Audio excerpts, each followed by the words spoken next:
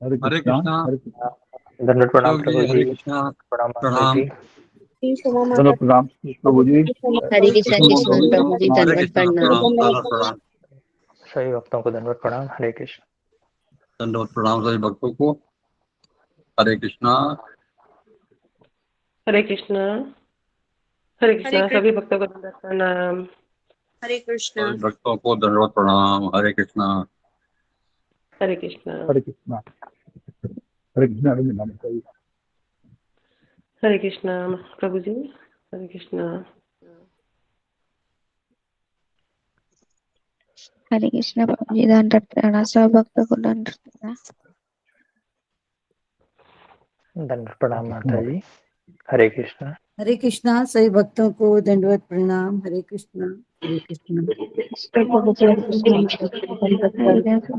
दंडवत प्रणाम। हरे कृष्णा। हरे सभी कृष्ण। दंडवत दंडवत भक्तों प्रणाम। को प्रणाम। सभी दंडवत भक्तों को प्रणाम। दंडवत हरे प्रणाम। कृष्णा। हरे कृष्ण। हरे कृष्णा। सभी भक्तों को दंडवत हरे कृष्णा। हरे कृष्णा। सुषमा गौराई माता जी दंडवत प्रणाम। हरे कृष्णा।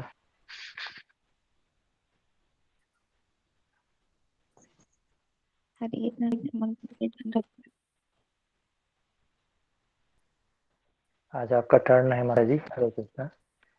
नरसिंह आती और 10 नाम अपराध बोलिए। हरे कृष्ण। हरे कृष्ण। कृष्ण मन प्रभु जी अब मैं गा रहा हूँ। हम अब गाने के लिए से ज्ञान रंजन बच्चों को जय श्री कृष्ण चैतन्य प्रभु नित्यानंद श्री अद्वैत गदाधर शिवासादि गौरभक्त विरचित नमो विष्णुपादाय कृष्णाय कृष्ण स्वामी नित्य नामे नमस्ते सरस्वती देवे गौरवाणी प्रचारिणी विशेषवादी पश्चातारिणी नमोस्ते नरसिंहाय परद्वार हिरण्यकश्यपपूर्वशहाय शिलाटाङ्काय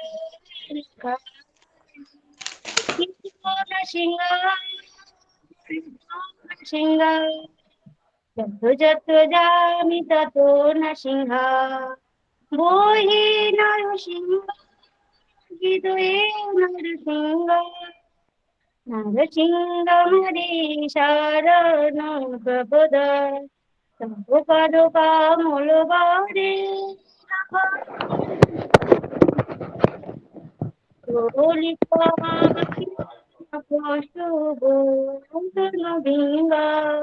केशवदीत नरहरि रूप जय जगदीश हरे जय जगदीश हरे जय नरसिंहदेव जय नरसिंहदेव जय जय जय जय नरसिंहदेव जय प्रहलाद महाराज जय प्रहलाद महाराज जय जय जय प्रहलाद महाराज जय जय जय प्रभुपाद प्रभुपाद प्रभुपाद जय जय जय गुरुदेव गुरुदेव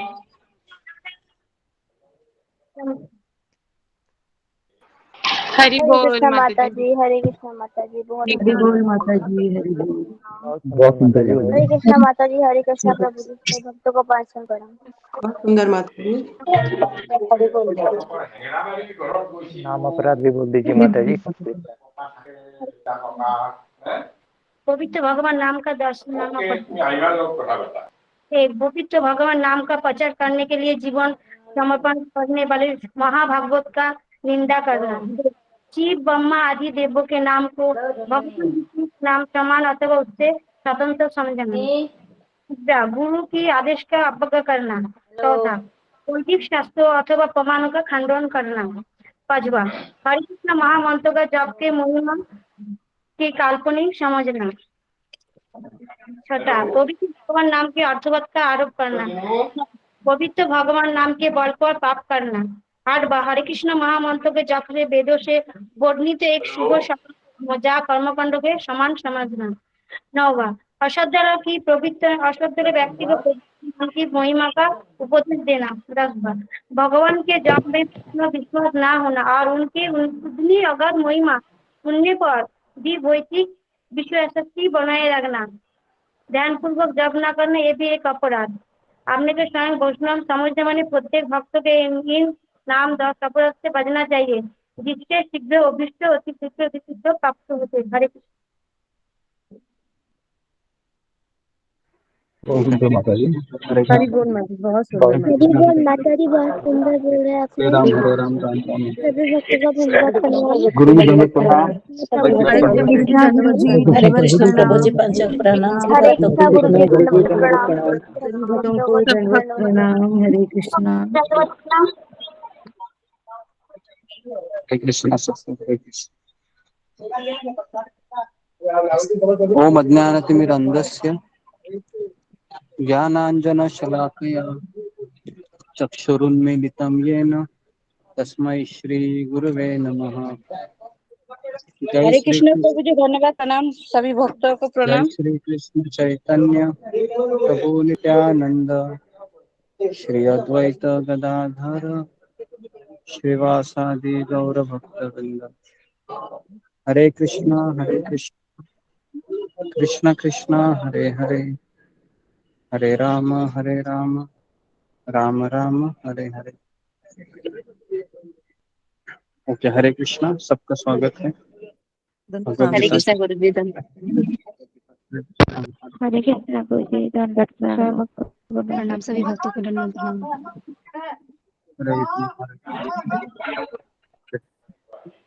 तो आज किसका टर्न था बताने का? गुरु जी मेरा टर्न है। हरे कृष्ण। हाँ बताओ। कृष्ण गुरु जी प्रणाम, दंडवत प्रणाम, सभी भक्तों को दंडवत प्रणाम।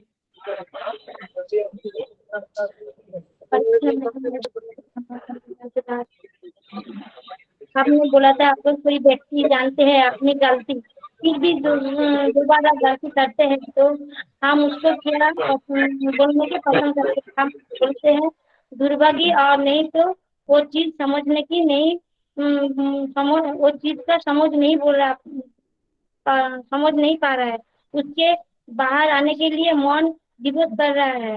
और हमने बोला था जो कोई कोई भक्त बोलते हैं उसका वो कमजोरी है। और हमने सभी निर्णय लेने से हम डर जाते हैं, पहले डर के निर्णय लेने पर हम वापस डर भी हमेशा हमला करते हैं, और दूसरा लगाव से हम निर्णय लेते हैं तो धर्मों के रास्ते में दूर ले जाते हैं। और तीसरा दुखों से हम निर्णय लेते हैं तो दुख को अंधकार दिशा में ले जाते हैं, और अंत में विनाश की रास्ते में ले जाते हैं। चिंता से हमें चारी तरफ निर्णय लेने पर चारी तरफ असंतुलन फैलाते हैं सभी दिशाओं में। और कार्यस्थल में हमें आध्यात्मिक सही भावना में लेना चाहिए। हम जैसे उदाहरण दिया था, मैं कौन हूँ, मैं भगवान कौन है, और मेरे शरीर का नियंत्रण कौन है, और मैं संसार में किस अवस्था में हूँ, और उससे जानकर क्या हमारे कार्य करना है, ये हम बात बोला था। तो हम बाद में समझ गए जो मैं लेडीज जोनी में हूँ, मैं एक आत्मा हूँ और भगवान के दास हूँ, मैं भगवान का दास हूँ, और मैं दर्द रहूंगी और दर्द था। और उससे हम जानकर मैं संसार में परिवार के आया हूँ, संसार में परिवार की कारण में, क्योंकि परिवार के कई जिम्मेदारी है निभाना पड़ेगा हम लोगों की। और बाद में हम बोला था जो प्रकृति है ये हमेशा ही हावी हो जाते हैं, सत्वतमो रजोगुण। हम इससे बचने के लिए हम सुबह उठना पड़ेगा, माला करना होगा, क्योंकि इसे हमको खुद को हम नियंत्रण नहीं समझना चाहिए, क्योंकि हम भगवान श्री कृष्ण गोविंद नियंत्रण से आप बोला। और ऐसी हम यही संपद हमें माया कहीं भी समय में हम छीन ले सकते हैं। जब हमने एक एग्जाम्पल दिया, महाराष्ट्र से एक संत तुकाराम महाराज था, उन्होंने एक बात कही थी, जो खेती करते हैं वो उत्तम उत्तम उत्तम लोग है, और जो व्यापार करते हैं वो मध्यम पुरुष है, और जो नौकरी करते हैं वो अधम पुरुष है। क्योंकि जो नौकरी करते हैं वो अपने लोगों के जीवन में कभी भी निर्णय नहीं ले पाते हैं, क्योंकि वो किसी की नीति में कार्य करते हैं और उसके ऊपर खुद से आश्रित होते हैं, दूसरे के ऊपर नहीं आश्रित होते हैं। और बहुत लोगों के कार्यस्थली में एक युद्ध क्षेत्र होता है, क्योंकि उसका दोस्त व दुश्मनी रहते हैं कार्यस्थल में। और ये, अक्सर फास्ट रहती है। कंपनी लोग उसको सभी समय परिस्थिति में ऊंचा दिखाने के लिए कोशिश करते हैं। और आज का भगवत गीता में हमने बोला है, कृष्ण ने कहा था, जो संसार में अर्जुन को बोला था, जो संसार में तुम्हारा जो भावना लगा रहता है वो मुझमें समर्पित करिए। और गीता में भावना के विषय में हम 90% मनुष्य लोग भावना में जीता है, क्योंकि भावना दिशा बदल नहीं सकते, बदल ना सकते हैं तो आध्यात्मिक की पड़ाव में भावना दिशा क्योंकि हम लोग आध्यात्मिक विषय में नुकसान व फायदा का उसके बारे में चिंता करते हैं, तो भावना की विषय में हम उतर सकते हैं। जो एक पिता पुत्र के मोह में पड़ते हैं और भावना की वजह से सहारा देते हैं, किंतु वही पुत्र जो वही भावना को लेकर दुरुपयोग करते हैं, तभी माता पिता लोग वो पलट जाते हैं पुत्र की स्त्री से। और टॉपिक कल का सत्र का टॉपिक था, जो कार्यस्थल में हम कैसे आध्यात्मिक बनाना चाहिए। हमें अपना कार्यस्थल में बाहर की लड़ाई चुनौती को कुछ बदलाव ये हम ध्येय प्राप्त कर सकते हैं।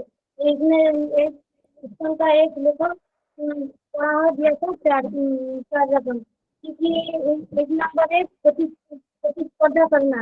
एक कार्य खेल को आदमी लेकर दूसरे को सीखने के लिए हम जब जाते हैं वही वाला पेड़ हम लोगों के ऊपर बढ़ते हैं। आज दूसरे के साथ हम तुलना करते हैं। हमने एग्जाम्पल दिया था हाथी और चीता का, पड़ोसी वाले 4 व्हीलर है और हमारे पास नहीं है, ये इच्छा करते हैं पड़ोसी वाले के साथ, और कोई जो बाहर के दुनिया के साथ दबाव रहते हैं। भगवान बोला था। और तीसरा है संबंध सफलता, जहाँ हमारी संबंध सफलता मनोवृत्ति के ऊपर निर्भर करते हैं। रिश्ते में हम सफल दृष्टिकोण में रखकर मनोभाव से सेवक की बातें कृष्ण की सेवक इस खाते में हम मनोभाव रहकर हम संबंध के साथ व्यवहार करना चाहिए। और एग्जाम्पल दिया सेविंग ब्लेड का, जो आलस्य रूप से गाड़ी हमारा किसी के साथ हम अब करते हैं एकदम होता है सराहना करना। हमें ये नहीं कर पाते हैं सभी लोगों की तरह, परिवर्तित एकदम नहीं कर पाते, क्योंकि हम एग्जाम्पल दिया था हमें घर में रहते हैं तो काम करते हैं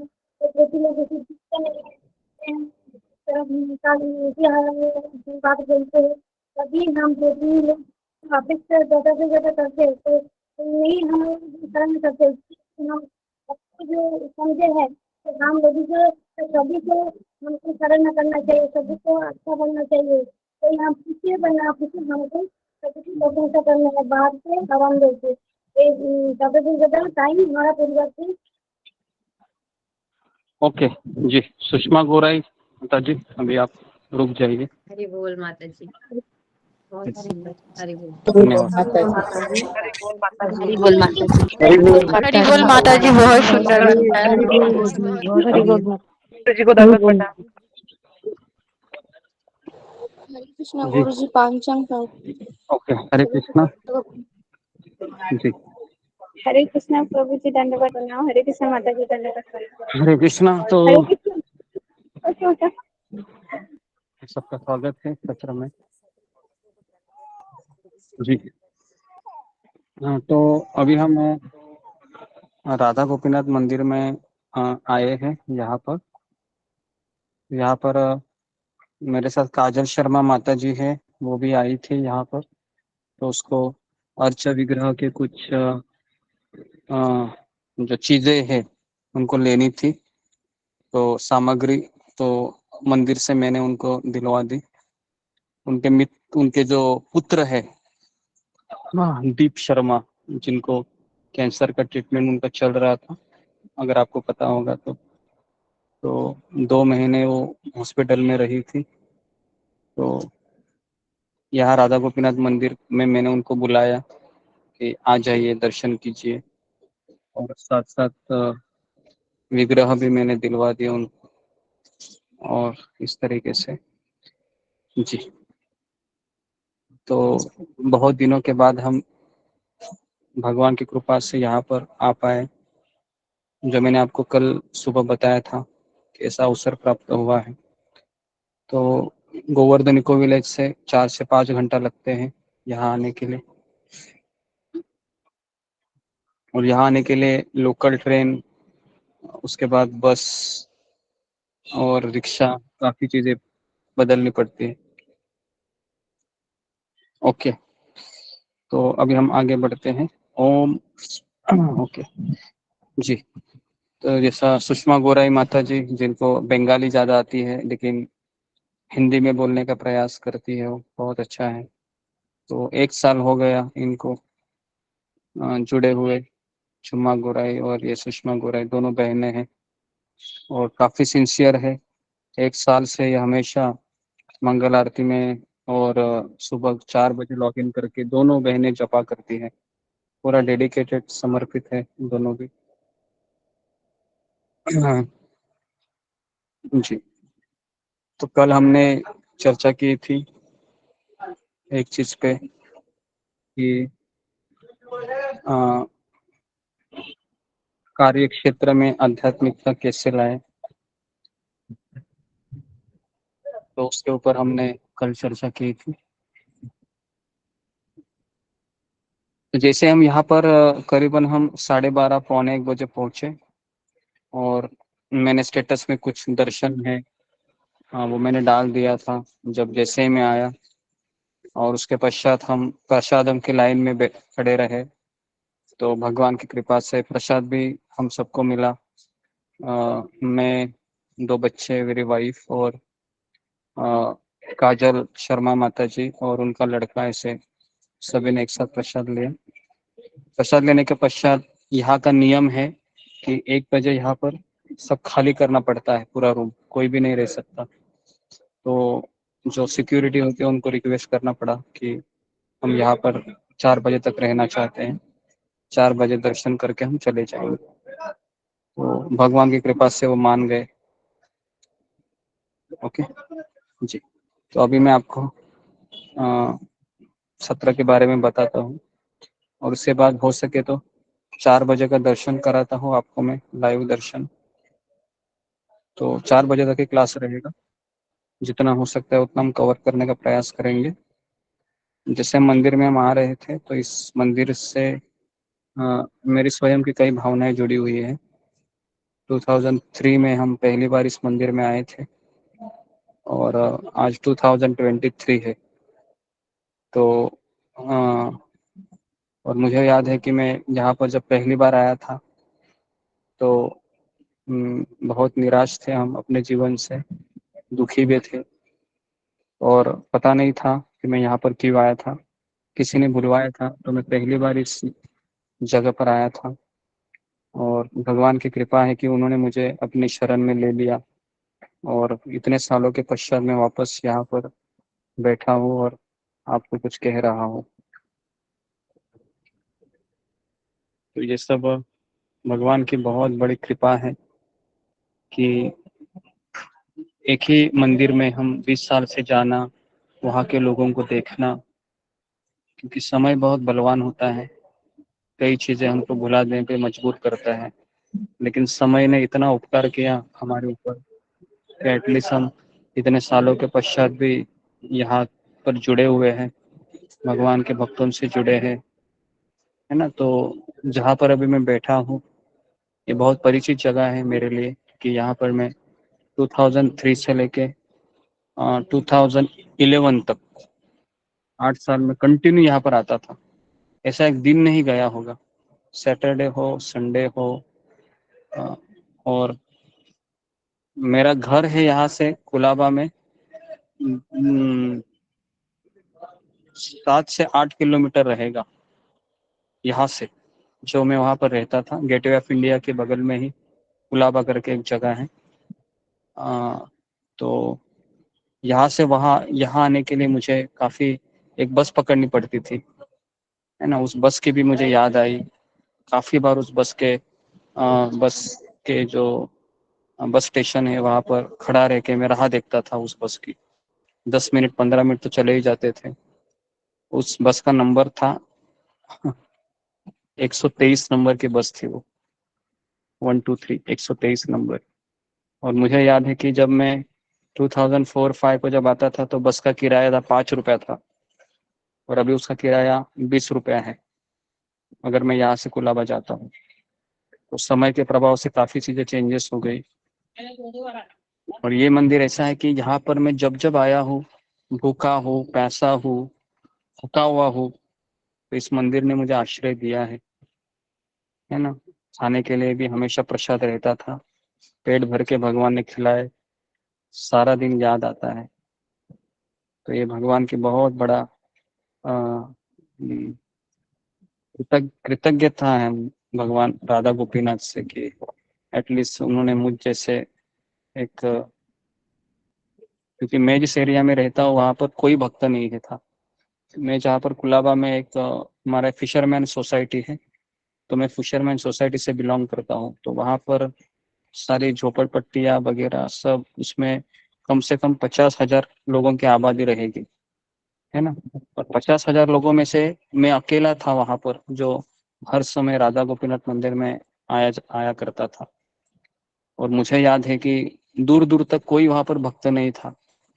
और मैं हमेशा मेरे भाग्य के ऊपर मैं कभी कभी सोचता हूँ कि क्या मैंने पिछले जन्म में कुछ किया होगा कि भगवान ने मुझे अकेले व्यक्ति को चुना इस गंदी जगह से, और उन्होंने मुझे अपने चरण कमल की शरण दी।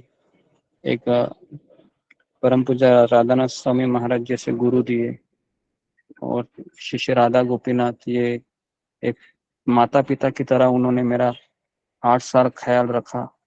उसके पश्चात में आज भी आया मैं, तो मैं उसी प्रसाद को मैं देख रहा था जो इतने सालों के पश्चात में खा रहा था, है ना। तो ये भी मैं सोचा कि भगवान की कृपा है कि उन्होंने मुझे इस लायक समझा कि चलो इतने सालों के पश्चात ही क्यों ना आए, कि उन्होंने मुझे प्रसाद से वंचित नहीं रखा। तो वही सिक्योरिटी भी वही था, वही लोग थे जो 3 साल 8 साल 9 साल 10 साल से कार्य कर रहे थे। जब मैं गिफ्ट शॉप में गया तो वही नारायण प्रभु थे, है ना। इतने सालों के पश्चात मैंने उनको देखा तो उन्होंने भी मुझे पहचान लिया। काफी भक्त यहाँ पर मिले, बात किए, सब कुछ परिचित लग रहा था। तो यहाँ पर हम ऊपर 2 माले का ये बिल्डिंग है, ऊपर हम ब्रह्मचर्य आश्रम है, वहाँ पर बैठा करते थे। सुबह हम यहाँ पर इतवार के दिन आते थे और सुबह से लेकर शाम तक हम इधर ही रहते थे। केवल रात को यहाँ से जाना पड़ता था, लेकिन रात को जाते समय भी हम भगवान से यही कहते थे मैं वापस कल आऊंगा सुबह। और ऐसे 8 साल निकल गए, पता ही नहीं चला किसे निकल गए। तो ये भगवान की बड़ी कृपा होती है कि एटलीस्ट वो हमें इसे कलयुग में इसे हमको यहाँ भक्तों का संग, उनकी शरण देते हैं। और यहाँ पर ही मैंने काफ़ी चीज़ें सीखी। सारे प्रवचन में यहाँ पर भागवतम हमेशा 8 से 9:15 बजे भागवतम का समय रहता था। मैं हमेशा यहाँ पर सब कुछ यहीं से मैं सुना हूँ, यहीं से पढ़ा हूँ। यहाँ से मैंने यात्राएं की, यहाँ पर मैंने परम पूज्य राधानाथ महाराज को कई बार देखा है। तो ये सारी चीज़ें हैं जो मन में प्रकट हो रही है, जैसे मैं आपको बता रहा हूँ। ओके जी, तो अभी हम आगे बढ़ते हैं, नहीं तो इसी में चला जाएगा बोलते बोलते बोलते बोलते बोलते। तो इसके सामने ही बाबुलनाथ है, शिव जी का बड़ा मंदिर है, बगल में ही है। और इसी के सामने भारतीय विद्या भवन है, जहाँ पर शील प्रभुपाद जी आए थे।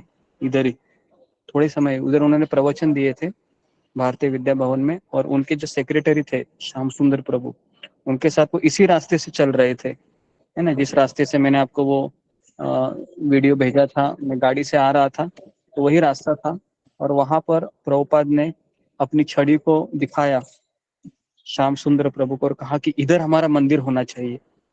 ये बात थी 1975-76 की और 10 साल के पश्चात 1988 में यहाँ पर राधा गोपीनाथ मंदिर का निर्माण हुआ।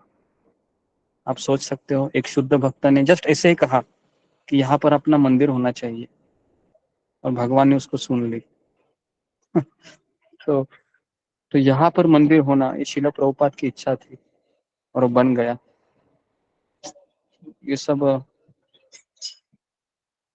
और अच्छा हो गया यहाँ पर मंदिर बना, नहीं तो मैं सोचता था कि पता नहीं मैं इस समय कहाँ रहता था, कहाँ पर क्या कर रहा था होता पता नहीं। तो इसके लिए मुझे ऐसा लगता है कि इस मंदिर का निर्माण हुआ वो है ना मुझसे से पतित अभागा दुर्भाग्या व्यक्ति के लिए शरण देने के लिए हुआ होगा, ताकि कृष्ण मुझे आश्रय दे हमेशा और अपने साथ बने रहे। इस मंदिर में हम साइकिल से आया करते थे एक समय पे मरीन ड्राइव को, कम से कम 6 किलोमीटर का वो ड्राइव था। तो हम अभी भी याद है किस तरह से आते थे हम और साइकिल से जाया करते थे, तो सारी चीजें याद आती हैं। ओके, तो अभी मैं आगे बढ़ता हूँ, नहीं तो मैं ऐसे बोलता रहूँगा। ओके, तो कल हमने चर्चा की थी कि अध्यात्म कार्य क्षेत्र में कि हम किस तरह से अपने आप को बनाए रखे हैं ना। तो इस पे हमने कल बाह्य कारण देखे थे हमने, है ना। तो बाह्य कारण में हमने देखा था कि प्रतियोगिता या प्रतिस्पर्धा, जिसमें हमने शेविंग ब्लेड का एग्जांपल लिया था, और दाढ़ी का आलस्य हमारी दाढ़ी है जिसको हम साफ करना चाहिए कुशलता से। और हमने देखा था कि प्रतिस्पर्धा हमें अपने आप से करना चाहिए। फिर हमने तुलना देखा कि ये सबसे बड़ी बीमारी है जिसके कारण हम भगवान को याद नहीं कर पाते, क्योंकि समस्या ऐसी है कि जब हम कहाँ पर प्रगति करना चाहते हैं तो सबसे पहले हम कंपैरिजन की दुनिया में चले जाते हैं। फिर हमने हाथी का एग्जांपल दिया था, चीता का एग्जांपल दिया, है ना। फिर हमने अर्जुन का एग्जांपल दिया, भीम का एग्जांपल दिया। फिर हमने देखा कि सहकर्मियों का दबाव, तो एक्चुअली हम जहाँ पर काम करते हैं वहाँ पर कई प्रकार के लोग होते हैं। कोई धार्मिक होता है, कोई बहुत ही रावण की तरह भी लोग होते हैं। तो यहाँ पर लिखा था कि हम अपने बारे में क्या सोचते हैं यह निर्भर करता है कि हमारे साथी कौन है। तो आप जहाँ पर कार्य करते हैं तो हर एक का कार्य क्षेत्र अलग है, ये भी हमने देखा था। एक पुरुष का कार्य क्षेत्र है, उसका जॉब है 8 घंटे का। एक स्त्री का कार्य क्षेत्र उसका घर होता है या पड़ोसी का माहौल होता है। एक विद्यार्थी का कार्य क्षेत्र उसका स्कूल होता है, कॉलेज होता है। तो हर एक व्यक्ति का कार्य क्षेत्र अलग अलग होता है। फिर हमने देखा कि रिश्तेदारी या संबंध, जिसमें हम देखे कि संबंध में सफलता हमारा सफल नजरिया पे निर्भर करता है और हम क्या अपेक्षा रखते हैं, इससे हमको सफलता और असफलता मिलती रहती है। फिर हमने देखा कि जो व्यक्ति निस्वार्थ भाव से दूसरों की सेवा में अगर लगता है तो उसके जीवन में संबंध बहुत अच्छे रहते हैं। संबंध।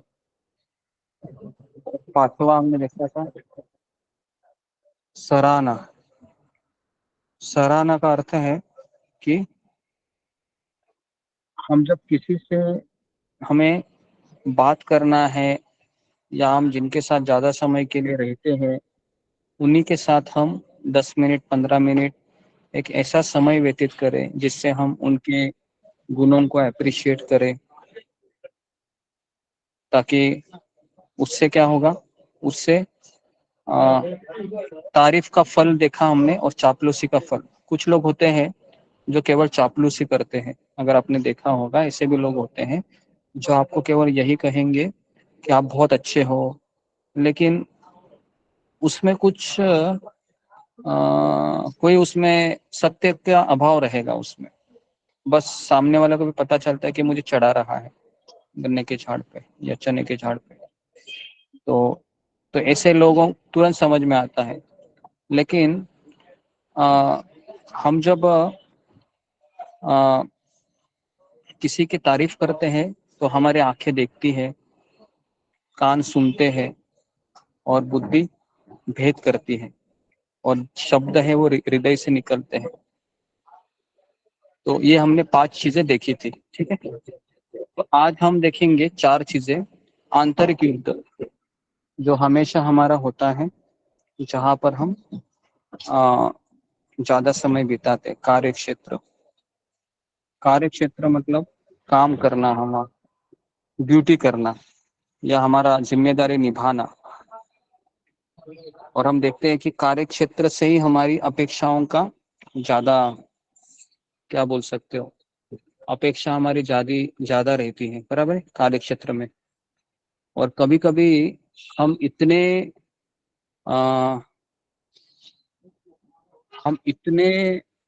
भगवान से भी अपेक्षा रखते हैं कि कभी कभी अगर कृष्ण हमारी इच्छाएं पूरी नहीं करते हैं तो हम भगवान से भी प्रश्न पूछा करते हैं। और इससे एक्सट्रीम तो इतना होता है कि व्यक्ति जब अपने जीवन में गुरु को स्वीकार करता है तो गुरु से भी अपेक्षा रखता है वो। कौन मुझे बताएगा कि एक शिष्य गुरु से क्या अपेक्षा रख सकता है? जो भौतिक अपेक्षा या फिर आध्यात्मिकता में भौतिक। जी, कोई मुझे बताएगा इसके उदाहरण?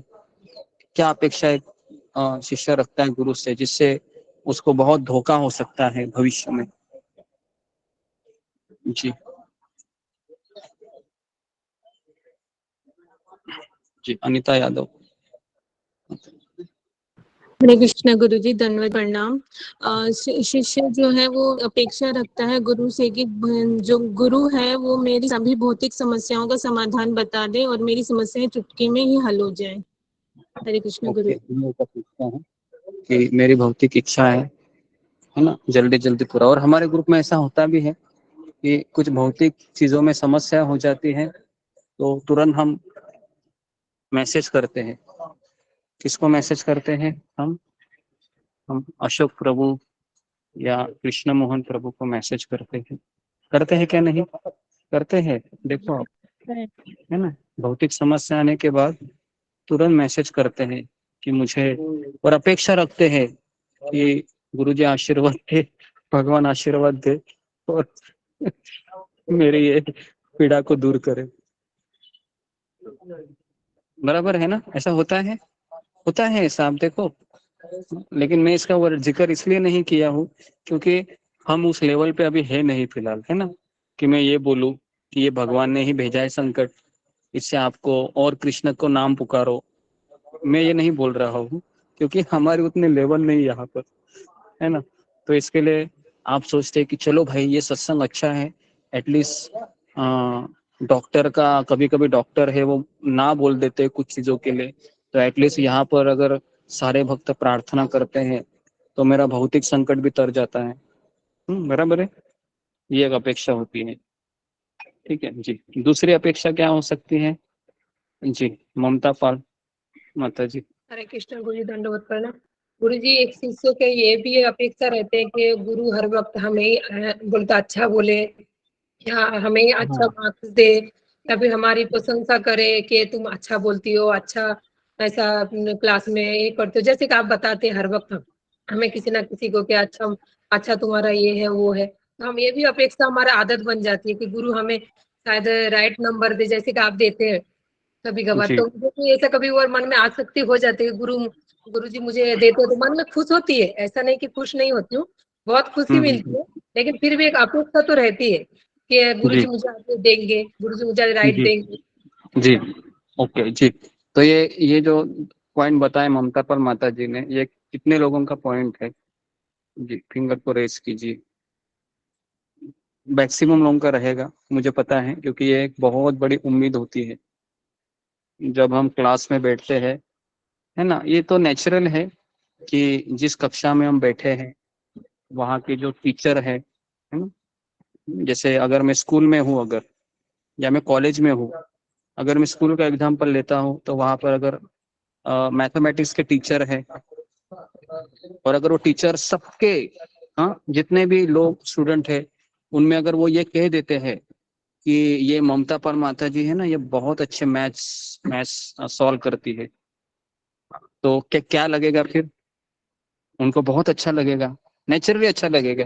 यहाँ पर जो टीचर हैं जो पढ़ाते हैं स्कूल कॉलेज में, उनको पता है ये सब चीजें। तो वही मूड हम यहाँ पर देखते हैं कि अगर मेरा नाम अगर गुरु जी के मुख से आता है तो 100 लोग सुनेंगे और 100 लोगों को पता चलेगा कि मैं बहुत अच्छा भक्त हूँ, है ना, या इस तरीके से। तो ये एक नेचुरल अपेक्षा होती है, ये अपेक्षा होना स्वाभाविक है, मैं ये नहीं कर रहा हूँ ये गलत है, ठीक है, लेकिन ये अपेक्षा इतनी तीव्र नहीं होनी चाहिए जिससे हम भक्ति से चले जाए। समझ में आ रहा हूँ मैं कि ये अपेक्षा होना स्वाभाविक है, मैं इसके लिए मना नहीं कर रहा हूँ, लेकिन ये इतनी तीव्र नहीं होनी चाहिए कि अरे गुरुजी तो पहले बहुत मेरा नाम लेते थे, अभी तो देखते भी नहीं है, बोलते भी नहीं है, मैसेज का रिप्लाई भी नहीं देते हैं। समझ में आ रहा है? तो इससे फिर उसको कहते हैं तीव्रता। ओके, तो ये नहीं होना चाहिए, ये बहुत डेंजरस चीज है ना। और इससे काफी लोग सत्संग को छोड़ के गए हैं, ये भी मैं आपको बता रहा हूँ, क्योंकि बेटी तो जी, तो इस तरीके से ये, हाँ, बैठना चाहते हैं आप 4 बजे तक या? हाँ, बैठना चाहते हैं, हाँ, दर्शन करके जाइए जी। ओके, तो जी, तो यहाँ पर अभी मेरे बाजू में ही ये काजल शर्मा माता जी, उनका बेटा बैठा है, तो मैं आपको दर्शन कराता हूँ उनके जी। ये देखिए, हाँ, हरे कृष्णा करो। हरे कृष्णा माता जी, हरि बोल। हरे कृष्णा माता जी। माता हरे जी कृष्णा माता जी। हरि बोल। हरे कृष्ण माता जी, हरि बोल। हरे कृष्णा माता जी। हरि बोल। माता जी दिख ही नहीं रही है मुझे तो। मुझे भी नहीं दिख तो रही रही है नजदीक। माता जी गुरु जी को पिन कीजिए तब दिखेंगे। हाँ, नहीं दिखती। ये देखिए, उनका बेटा ये इनका बेटा है जिनका ऑपरेशन हुआ कैंसर का। हरि बोल। अभी स्वस्थ है। ओके, हरे कृष्णा माता जी, धन्यवाद प्रणाम। जी, तो इस तरह से एक एक 2 लोग अभी आ रहे हैं। पिछले 2 हफ्ते पहले सुमिता माता जी, उनके पति आए थे, तो अभी जिनको जिनको समय मिलता है वो आके चले जाते हैं। और मैं भी कभी कभी बुलाता हूँ उनको कि अभी मैं बम्बई में आ रहा हूँ ये जगह में, तो अगर आपको मिलने की इच्छा है या दर्शन लेने की इच्छा है तो आप आ जाइए। इस तरीके से, तो इससे क्या होगा, क्लास भी आप सुन पाओगे और भगवान के भी दर्शन होंगे, प्रसाद भी होगा, इस तरीके से जी। तो ये 2 अपेक्षा हो गई। अभी हम टॉपिक को कंटिन्यू करते हैं। और तीसरी सबसे, हाँ, एक्चुअली दूसरी अपेक्षा ही सबसे ये है। और अगर आप देखा होगा कि श्रील प्रभुपाद जी के जितने भी शिष्य थे, अभी आप उसको ध्यान पूर्वक सुनिए, जो शिष्य श्रील प्रभुपाद के हमेशा साथ साथ रहे हैं, है ना, हमेशा, मतलब उनकी सेवा करते हुए या फिर उनको उनका उनके पर्सनल व्यक्तिगत रूप से उनकी उनको सेवा करना या उनके काम करना इत्यादि इत्यादि, उनकी मालिश करना, जो भी है, तो 80% उनके शिष्य उनको छोड़ के चले गए। क्यों चले गए? क्योंकि बहुत नजदीक रहते थे। तो एक में आपको गुरु से इतना नजदीक नहीं रहना चाहिए जिससे मैं उनका अपराध करूं, और दूसरा है कि गुरु से इतना दूर भी नहीं रहना चाहिए कि मैं कभी उनकी कृपा ही ना प्राप्त कर सकूं। तो इसको आप लिखिए, बहुत इंपॉर्टेंट स्टेटमेंट है कि गुरु से इतना भी नजदीक नहीं रहना चाहिए कि जिससे मैं उनका अपराध कर सकूं, एक कॉमन व्यक्ति समझकर। और इतना भी दूर नहीं रहना चाहिए कि मैं उनकी कृपा से वंचित रह जाऊं। तो ये स्टेटमेंट मैंने अभी, ये मैंने पहला भी बताया आपको। तो ये हमको बहुत समझना है, बैलेंस करना बहुत जरूरी है इस चीज को। ओके जी। तो इसके लिए अगर हमको डांट पड़ती है, तो मैंने ये भी कहा था कि सबसे बड़ी कृपा है डांट पड़ना और हमारी कमियों को बताना।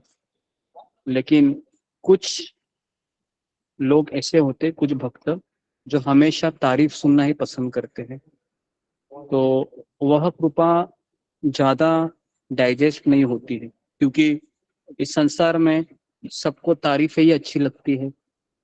लेकिन अगर किसी को कोई डांट कर सिखाने की कोशिश करे तो उसको अच्छा नहीं लगता है।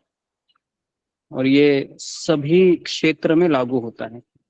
चाणक्य पंडित कहते हैं, इस संसार में हमारा सबसे बड़ा मित्र कौन है?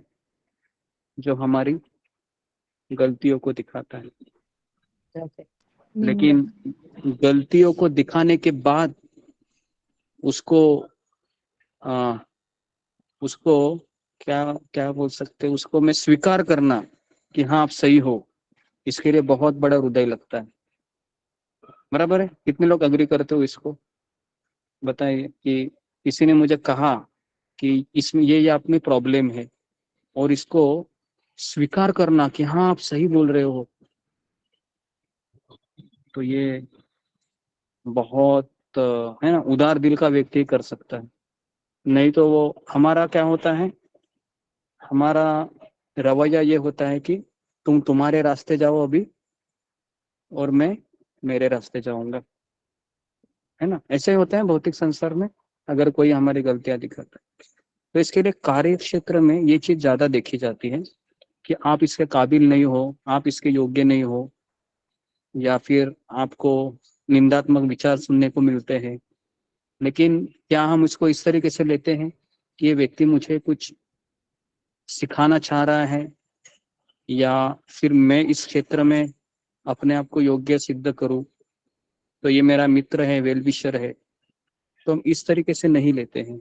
अधिकतर कार्य क्षेत्र में सबसे बड़ी समस्या है कि हमें लगता है कि हर एक व्यक्ति है मेरा दुश्मन है। अगर आप देखोगे जहां पर आप काम करते हो, आपको ऐसा ही लगता है कि ये मेरे से कंपटीशन करना चाहता है, नहीं तो ये मेरी कमियां देख के मुझे डिस्करेज करना चाह रहा है। तो ये सब बाहर के कारण है। ओके,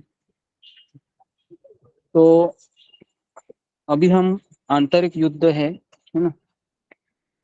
आंतरिक युद्ध में सबसे पहला है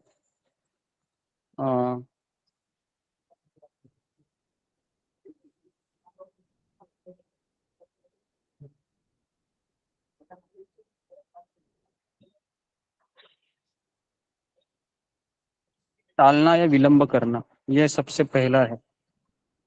टालना मतलब कि अगर कोई चीज हमारे पास आ जाती है और अगर आपको लगता है कि ये मेरे से नहीं होगा, तो सबसे पहला हम क्या कार्य करते हैं, अंदर से हम उसको टालते हैं, विलंब करते हैं। और टाल मटोल करने का अर्थ है अंतिम संस्कार करने जैसा है। अंतिम संस्कार मतलब आपको पता है, किसी को स्मशान भूमि में जलाते हैं, अंतिम संस्कार। तो वैसे ही टाल मटोल करने का अर्थ बताया है लेखक ने कि अंतिम संस्कार करने जैसा है, जिसमें आप अपनी सफलता के अवसर को जला देते हैं। तो इसको आप लिखिए, हम किसको जलाते हैं? स्मशान में तो हम मुर्दे को जलाते हैं क्योंकि प्राण छूट गए हैं। लेकिन अगर कुछ अवसर आता है, सफलता का अवसर, तो उसको हम जला देते हैं क्योंकि मेरे से नहीं होगा।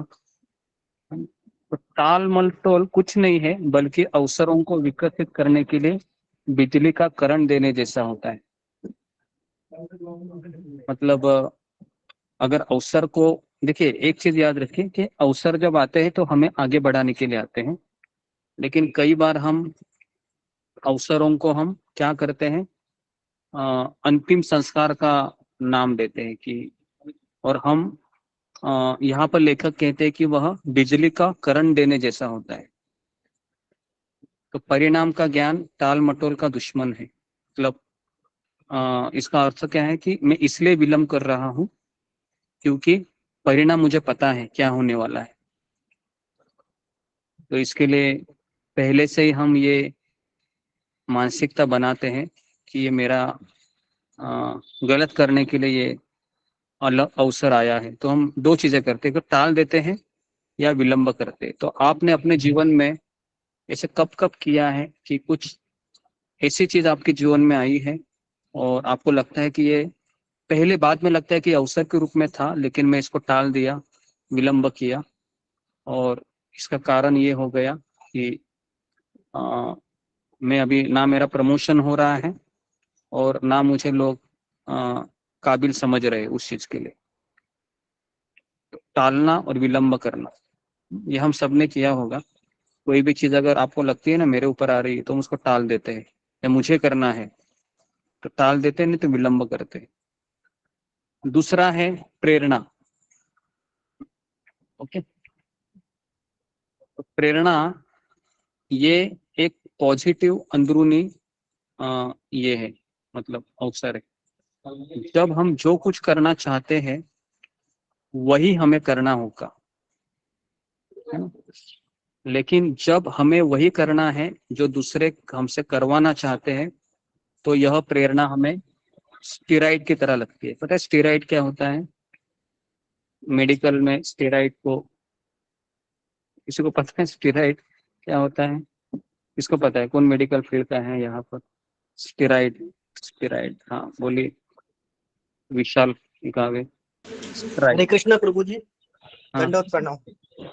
हाँ। जो हमें एंटीबायोटिक के साथ दी जाती है, हाँ, सप्लीमेंट के लिए, सप्लीमेंट, हाँ हाँ। बराबर। तो लेकिन जब हमें वही करना है जो दूसरे हमसे करवाना चाहते हैं, दूसरे लोग हमारे फिर ऊपर बैठ जाते हैं, तब यह प्रेरणा एक स्टेरॉइड की तरह होती है, मतलब हमें बहुत चुभती है। तो देखिए, अपनी चाहत को ढूंढिए, प्रेरणा आपको खोज लेगी। तो प्रभु जी कहते हैं कि अपनी चाहत को ढूंढिए, प्रेरणा आपको खोज लेगी। जैसे परम पूज्य राधानाथ स्वामी महाराज है, उनको एक बार सवाल किया गया कि राधानाथ स्वामी, आप अमेरिकन थे, आप जू धर्म में जन्म लिए हैं और आप खुद ही कहते हैं कि सारे धर्म एक ही चीज बताते हैं कि भगवान से प्रेम करें, तो फिर आपने अपना जू धर्म क्यों छोड़ा और आप हरे कृष्णा क्यों बने? ये सवाल सबको समझ में आया कि महाराज को उन्होंने क्या कहा कि आप स्वयं का धर्म है जू, जू मतलब क्रिश्चियन के अपोजिट लोग होते हैं। तो कहा कि आप स्वयं अभी सन्यासी है इस्कॉन के, आप लोगों को यही बताते हुए घूमते हैं कि सारे धर्मों का सार है कि भगवान से प्रेम करना, फिर आपने अपना धर्म क्यों छोड़ा? तो इसको पता है कि हरे कृष्ण कि राधा स्वामी महाराज ने क्या उत्तर दिया? मैंने पहले भी बताया था ये, अगर आपको याद होगा तो।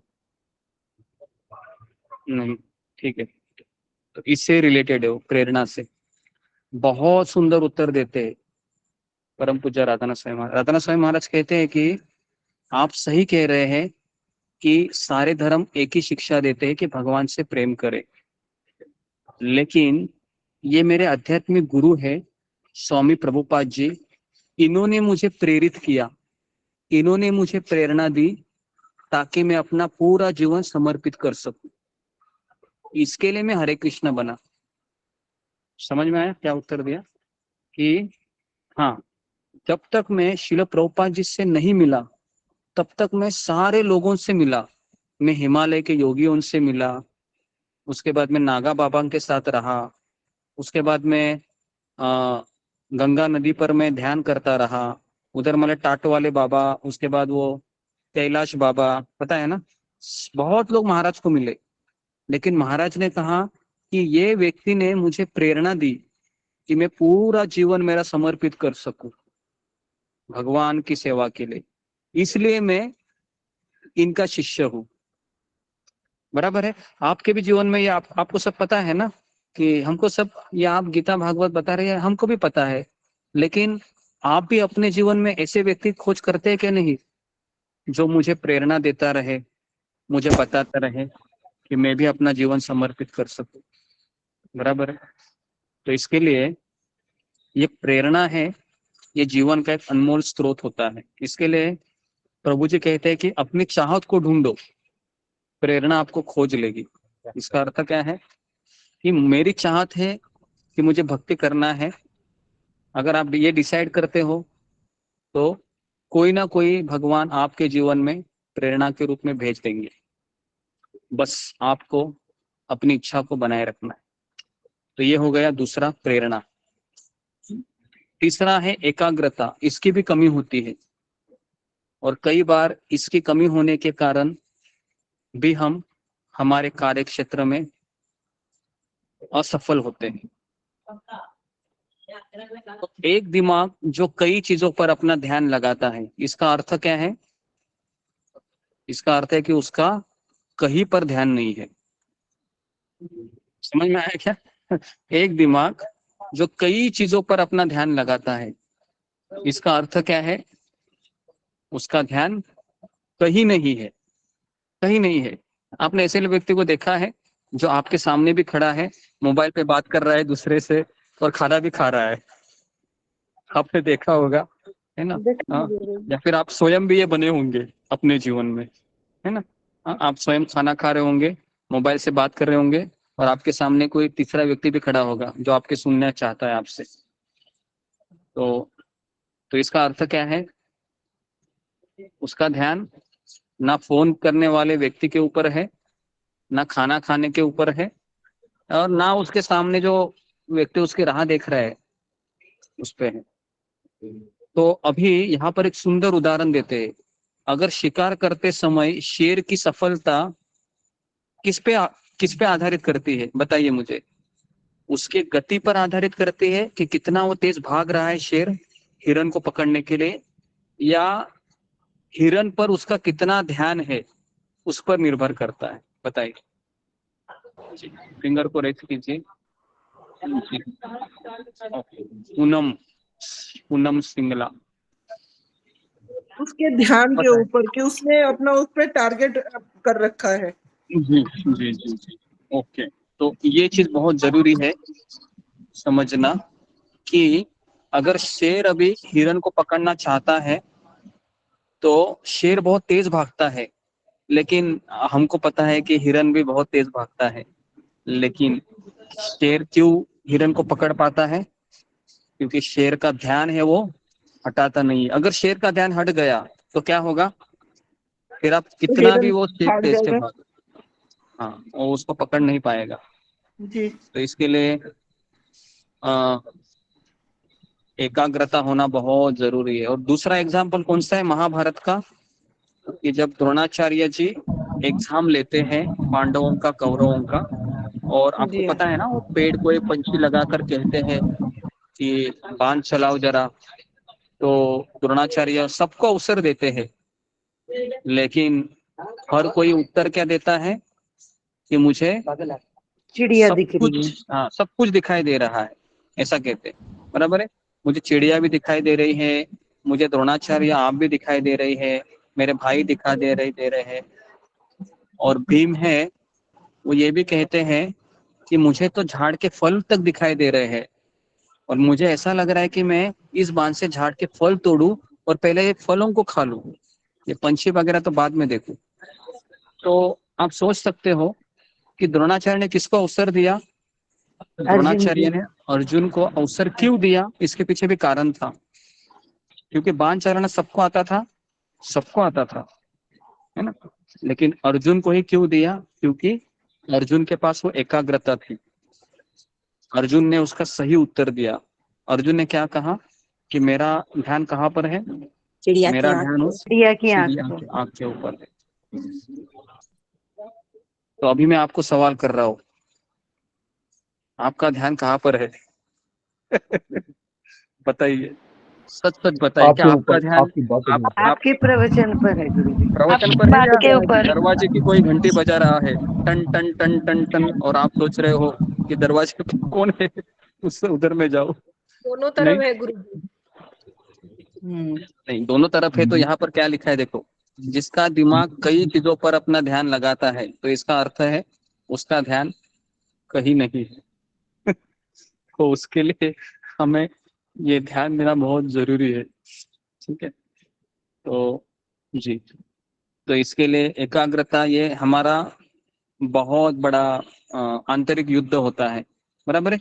कई बार हम अपने आप को सवाल पूछते हैं कि क्यों मैं ग्रोथ नहीं कर रहा हूँ, क्यों मैं आगे नहीं बढ़ रहा हूँ, क्योंकि मैं फोकस नहीं हूँ, ना अपने ध्येय पे फोकस हूँ।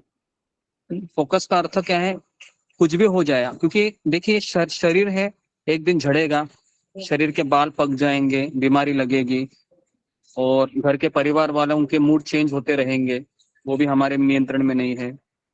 हाँ, लेकिन हमारा नियंत्रण में क्या है कि मुझे ये समय है, ये मैंने डिसाइड किया है कि सत्संग को देना है तो देना है। तो पिछले कई सालों, 2 साल हो गए, तो मुझे चलते फिरते दौड़ते हुए भी प्रवचन में देता हूँ, और इसका मुझे यात्रा में ज्यादा मुझे इसका अनुभव होता है। यात्रा में तो सब लोग हैं वो बाद में आराम करने चले जाते हैं 2, 2:30, 3 बजे। तो एक समय तो मैं क्लास देते देते ऐसे सो गया, ऐसे ऐसे बोलते बोलते सो गया। बाद में आप लोगों ने मुझे बताया कि अरे गुरुजी आप सो रहे हैं, आराम कीजिए करके। तो इस तरीके से मतलब इतना हमको अपने आप को थकाना चाहिए कि सेवा करते करते करते करते ऐसे आंख लगा, तब समझने का कि हाँ अभी मैंने फुल कैपेसिटी से सेवा किया है ना, पूरा मेरा शरीर थक गया अभी। तो एकाग्रता, तो ये तीसरा पॉइंट है। और चौथा है स्थिरता। हम सब लोग अपने जीवन में स्थिरता चाहते हैं। कितने लोग चाहते हैं अपने जीवन में स्थिरता, कि मेरा जीवन है स्थिर बने, बहुत अस्थिर है, कभी ये सोचता हूँ, कभी ये सोचती हूँ, कभी इधर जाना होता है, कभी उधर जाना होता है, कहीं से फोन आता है, सबको जस्टिस देना पड़ता है, और मैं एकदम जिस तरीके से मुझे 4 रस्सियां बांधी गई है, चारों लोग मुझे खींच रहे हैं, और ऐसा मेरा जीवन हो रहा है, बराबर है, ऐसे ही होता है हमारा जीवन। 4-5 लोग मुझे खींच रहे हैं, एक इधर से खींच रहा है, एक उधर से खींच रहा है ना। तो स्थिरता नहीं है जीवन में, तो इसलिए भी हमारी ये अंदरूनी लड़ाई, ये स्थिरता के वजह से भी हमेशा स्थिर होती है। तो सफलता और असफलता के बीच का संतुलन स्थिरता का पिता है। इसको आप लिखिए, सफलता और असफलता, ठीक है, दोनों के बीच का संतुलन मतलब बैलेंस, यही स्थिरता का पिता है। इसका अर्थ क्या है कि आपको सफलता भी मिलेगी और आपको असफलता भी मिलेगी, लेकिन दोनों में संतुलन बनाए रखना ही स्थिरता का पिता है। और सफल होने पर हम क्या करते हैं, कौन बताएगा? सफल होने पर एक बड़ा अवगुण मेरे में आ जाता है, वो है अहंकार। अहंकार सफल होने पर सबसे बड़ा समस्या है कि मेरे में अहंकार आता है। तो मुझे बताइए, अभी सफलता आने से मेरा आध्यात्मिक जीवन आगे बढ़ेगा या पीछे रहेगा? पीछे रहेगा। तो अभी फिर सवाल यह आता है कि क्या फिर मुझे सफलता स्वीकार करनी चाहिए या नहीं करनी चाहिए? पीछे तो सफलता स्वीकार करनी चाहिए, लेकिन उसका श्रेय किसको देना चाहिए? गुरु जी को उसका श्रेय कृष्ण और गुरु को देना चाहिए, जो हम कभी नहीं करते। इस संसार का नियम है, अगर कुछ अच्छा हुआ तो हम क्या बोलते हैं, ये किसने किया? ये मैंने किया। मैंने किया। और अगर कुछ बुरा हो गया तो हम बोले किसने किया? भगवान ने किया। बराबर। तो इसलिए सफल होने पर जिसे गर्व हो वह अनाथ है। प्रभु जी लिखते हैं कि अगर उसको गर्व होता है वो अनाथ हो गया बेचारा, और असफलता में अवसाद एक भिखारी है। मतलब अगर उसको असफलता मिलती है ना, असफलता, तो फिर वह अपने आप को भिखारी समझता है। और यह समझ कि आपकी प्रतिभा, मतलब आप में जो कला है, सफलता के बोझ का एक पदार्थ मात्र है।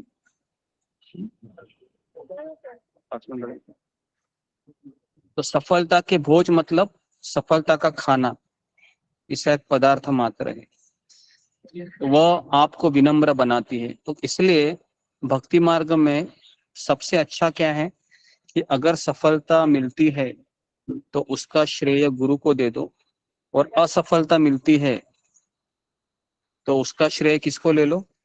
मैं खुद ही लेता हूँ। और उससे क्या होगा? उससे मेरे में विनम्रता आएगी। बराबर है? तो इसके लिए असफल होना भी, अभी आप लोग सोच रहे होंगे कि मैं 16 माला करता हूँ, 16 माला करती हूँ, लेकिन टेस्ट ही नहीं मिल रहा है। बराबर है? रुचि नहीं आती है, सुबह इतना उठता हूँ, तो एक तरीके से मैं असफल हो रहा हूँ। लेकिन ये असफलता से क्या हो रहा है? मैं और संघर्ष करता हूँ, और मैं क्या करता हूँ? विनम्र बनता हूँ और सहनशील बनता हूँ। तो इसके लिए भक्ति मार्ग में असफलता है ना, असफलता में रहना ये एक तरीके से अच्छा है। असफलता से विनम्रता आती है। लेकिन अगर आपको गुरु ने आपको कुछ कार्य दिया है, ये करो, तो आप बोलोगे अरे असफल होता हूं ना, मैं कार्य करता ही नहीं हूं मैं, उससे मेरे में विनम्रता आएगी। क्या ये सही है? ये भी सही नहीं है। बराबर है? तो इसके लिए एक चीज याद रखने का है कि मुझे प्रयास करना है, लेकिन अगर वो सफल हो जाती है तो बहुत ही अच्छा है कि हम गुरु को श्रेय देते, कृष्ण को श्रेय देते। लेकिन मैं अगर असफल हो जाता हूँ उस चीज में, तो फिर मुझे क्या करना है? विनम्र बनना है और अपने आप को समझना है कि मुझे और अच्छे से प्रयास करना चाहिए, मेरे में ये चीज नहीं है, एटसेट्रा एटसेट्रा। और यह समझना कि असफलता का दर्द केवल एक असहजता है। जैसे हीरा चमकाने के लिए तराशते समय उसको असहजता को सहता है, इससे उसके चमकने की उम्मीद बनी रहती है। तो जो हीरा होता है ना, उसको पता है ना, पॉलिश कराना पड़ता है, तब जाके वो चमकता है। और चमकने से क्या होता है? उसका मूल्य बना रहता है हमेशा। तो इसके लिए स्थिरता प्राप्त करने के लिए 2 चीजें चाहिए। पहला है सफलता मिली तो क्या करना चाहिए, क्लियर होना चाहिए। और असफलता मिली तो क्या करना चाहिए, ये भी क्लियर करना होना चाहिए। तो ये 4 चीजें हैं जो मैंने आपको बताई। जी, कौन सी ये 4 चीजें थी? जी, रूबी कुमारी बोलो। हरे कृष्ण गुरु जी धन्यवाद, प्रणाम। गुरु जी, मैंने एक ही लिख पाई थी, मैं बाहर थी, अभी जस्ट घर पे आई। पहला आपने बताया था स्थिरता के बारे में लिखा मैंने, और आपने स्थिरता में सफलता के बारे में बताई। सफलता और सफलता के बीच में जो दोनों के बीच में जो आता है, उससे संतुलन बनाए रखना, उससे पिता सफलता मिलता है, तो उसे मात्र, सॉरी गुरुजी मैं बोल नहीं। ओके, ठीक है। उसके बाद हाँ, अच्छा बताया। रेखा पायल बोलो। हरे कृष्णा गुरुजी, दंडवत प्रणाम। गुरुजी, आपने बताया कि पहला आंतरिक युद्ध हमारा है टालना या विलंब करना, कि हम जो भी चीज है, किसी भी चीज को जो हमारे पास आती है, उससे हमें लगता है कि इससे हमसे नहीं होगा और हम उसको टाल देते हैं। तो ये हमारे असफलता का सबसे बड़ा कारण होता है और ये हमारा आंतरिक युद्ध होता है। दूसरा आपने कहा कि प्रेरणा, ये पॉजिटिव अवसर है, जो हमको जो कुछ करना चाहते हैं वह हमें करना होगा, लेकिन जब हमें कोई करने के लिए कहता है तो वही चीज हमें चुभती है। तो इसे चाह कर ढूंढिए, प्रेरणा आपको खोजेगी। जहां हमारी चाह होगी तो वहां हमें प्रेरणा भी मिल जाएगी। तो यह दूसरा पॉइंट है। तीसरा है एकाग्रता। एकाग्रता एक दिमाग जो कई चीजों पर अपना ध्यान लगाता है। इसका मतलब है वो वो कुछ भी नहीं एकाग्र कर रहा है, यानी कि उसका ध्यान कहीं भी नहीं लगता है। तो इसमें हमें अपने ध्यान को एकाग्र करना चाहिए। आपने क्वेश्चन किया कि अगर शिकार करते समय शेर सफलता की किस पर आधारित होती है, उसकी सफलता किस चीज में आधारित होगी, तो अगर वो एकाग्रता पर ही उसकी सफलता आधारित होगी, क्योंकि अगर वो गति उसकी तेज होती है लेकिन उसका ध्यान अगर गति पर चला गया तो वो हिरण का शिकार नहीं कर सकेगा, तो उसकी एकाग्रता पर ही उसकी सफलता करेगी। चौथा पॉइंट आपने बताया स्थिरता। स्थिरता, हम सब अपने जीवन में स्थिरता चाहते हैं और सफलता असफलता दोनों के बीच का बैलेंस है, यही स्थिरता का पिता है। इसका मतलब यह है कि आपको सफलता भी मिलती है और असफलता भी मिलती है। सफलता आने से अहंकार बढ़ता है और असफल होने पर हम अपने आप को भिखारी समझते हैं। और पाद जी लिखते हैं कि सफलता होने पर उसे गर्व है तो वह अनाथ है, अगर उसे असफलता मिलती है तो वह अपने आप को भिखारी समझता है। इस सफलता का जो श्रेय होता है हमें अपने गुरु जी को और हमें कृष्णा को देना चाहिए, और अगर हम असफल होते हैं तो उसका श्रेय हमें अपने आप को देना चाहिए, क्योंकि असफलता से ही विनम्रता आती है। हरे कृष्णा गुरु जी, धन्यवाद। जी जी जी धन्यवाद। तो बहुत अच्छा बढ़िया बताया। बताया। बढ़िया कृपा पायल माता। बहुत अच्छा।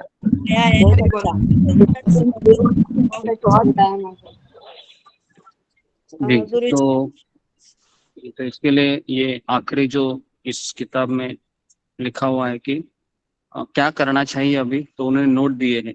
पहला कि स्वयं के साथ अपनी स्पर्धा कीजिए, ये पहला चीज होता है, पता है, अन्य के साथ नहीं। दूसरा क्या होता है कि स्वयं के साथ स्पर्धा करने से प्रदर्शन में सुधार आता है, किसी ईर्ष्या का कारण नहीं बनता है। और दूसरा है कि अपनी तुलना दूसरों से करने से आपकी खासियत कम होती है। और तीसरा है कि स्व केंद्रित संबंध समय के परीक्षण में असफल रहते हैं, मतलब जो हमारे संबंध रिश्ते हैं तो वह स्व केंद्रित नहीं होनी चाहिए, और दूसरों के योगदान की प्रशंसा करने से एक प्रेम भरा वातावरण बना रहता है। ये चौथा चीज, तो इसके लिए हमको प्रशंसा करनी चाहिए। और हमारी अंदरूनी लड़ाई टाल मटोल प्रवृत्ति के विरुद्ध है, जो हमारी सफलता के अवसर को खत्म करती है। प्रेरणा हमें दृढ़ इच्छा के सामंजस्य के साथ आती है। प्रेरणा, दृढ़ इच्छा होनी चाहिए। एक समय में एक ही समस्या पर ध्यान देना चाहिए। और दूसरा और आखिरी है, सफलता और विफलता दोनों में संतुलन कैसे बनाए रखे, विनम्रता और उम्मीद के साथ बनाए रखना चाहिए। मतलब मैं असफल होता हूं तो मुझे विनम्र भी रहना है और उम्मीद, आशा की किरण भी हमेशा पकड़ी रहना है। ऐसा नहीं कि मैं असफल हो गया छोड़ दूं अभी, या मैं निराश हो जाऊं, तो ये भी एक बहुत बड़ा डेंजरस चीज होता है। हम जब फेल होते हैं तो, है ना, जैसे हमारे ग्रुप में एक माता जी है, उसकी लड़की है, फेल हो गई है ना, तो काफी बार मैंने उनसे बात की, लेकिन वो इतना अपने आप को टॉर्चर करा रही है कि बताने के बाद भी वो सोच के भी मेरा 1 साल चला गया, क्या करूं मैं, क्या करूं क्या करूं। मैंने कहा 1 साल जिंदगी का चला गया तो आने वाली कई साल है, लेकिन समझ ही नहीं पा रही थी। तो इसके लिए उम्मीद है वो कभी छोड़ना नहीं चाहिए, क्योंकि उम्मीद से ही दुनिया कायम है। भक्ति में भी उम्मीद को बहुत महत्व है। अगर आप फेल होते भक्ति में, लेकिन अगर आपकी आशा बरकरार है, उम्मीद बरकरार है, तो आप फेल नहीं हुए। लेकिन अगर आप आज 16 माला भी कर रहे हैं, लेकिन कल अगर आप निराश होते हैं और माला करना छोड़ देते तो हम फेल हो गए। समझ में आया? तो इसी चीज पे हम इसको हम विराम देते हैं आज। तो एक्चुअली दर्शन है वो 4:30 बजे खुलेगा, है ना, 4:30 बजे खुलेगा। तो गुरुजी आधा आपसे घंटा। प्रार्थना थी, मेरी मदर का आंखों का ऑपरेशन हुआ है, तो एक बार अगर उनके लिए प्रार्थना हो जाती, वो रिकवर हो जाए थोड़ी जल्दी।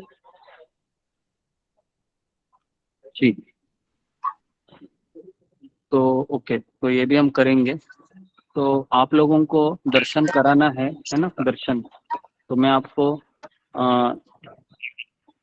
कितने लोग चाहते हैं दर्शन करना, तो फिर हम इस तरीके से 4:30 पौने 5 बजे हम ये करते हैं ना, ठीक है। तो फिर मैं 4:30 बजे और पौने 5 के बीच में इसी लिंक पे हम ज्वाइन होते हैं, तो राधा गोपीनाथ मंदिर के 4 बजे खुलता है, लेकिन 4:30 बजे तक मंगल आरती ये होती है, वैखाली का भोगा रहता है भगवान का। तो इसके लिए फिर मैं आपको 4:30 बजे मैं आपको कंटिन्यू करता हूँ, है ना, इसी पे हम लॉग इन करते हैं, ठीक है, ताकि हम एटलीस्ट राधा गोपीनाथ के दर्शन करें और उनसे प्रार्थना करें। ओके, तो मैं यहाँ पर रुकता हूँ। आपका बहुत बहुत धन्यवाद सबका। हरे कृष्णा हरे कृष्णा गुरु जी। कृष्ण गुरु